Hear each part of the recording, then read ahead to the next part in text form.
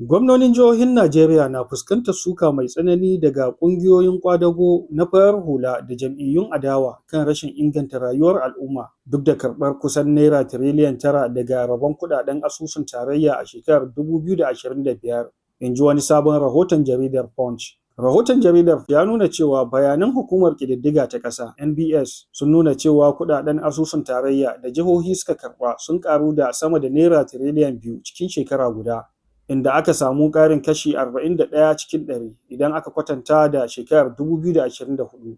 Ƙungiyar ƙwadago ta Najeriya (NLC) ta ce duk da ƙarin kuɗaɗen ba a ga sauyi mai ma'ana a walwalar jama'a ba, tana ɗora laifin hakan kan gazawar shugabanci, fifikon da bai dace ba da kuma cin hanci a matakin jihohi.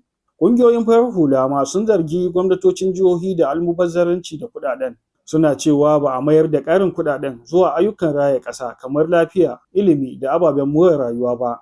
Masana tattalin arziki sun bayyana cewa ƙarin kuɗaɗen ya faɗaɗa damar kuɗin jihohi, amma sun gargaɗi cewa dogaro da asusun tarayya da rashin kula da kuɗaɗen shiga na cikin gida na kawo cikas ga ci gaba mai ɗorewa.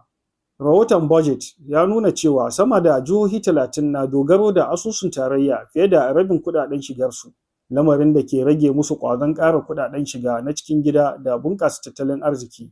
Masu ruwa da tsaki sun yi kira da a ƙarfafa gaskiya, sa ido da ɗaukar alhaki, tare da tabbatar da cewa ƙarin kuɗaɗen daga asusun tarayya na kai tsaye na inganta rayuwar al'ummar Najeriya, ba wai hidimar siyasa ko shirin 2027 kawai ba. DCL Hausa, Muhammad Jamil Ibrahim. DCL Hausa.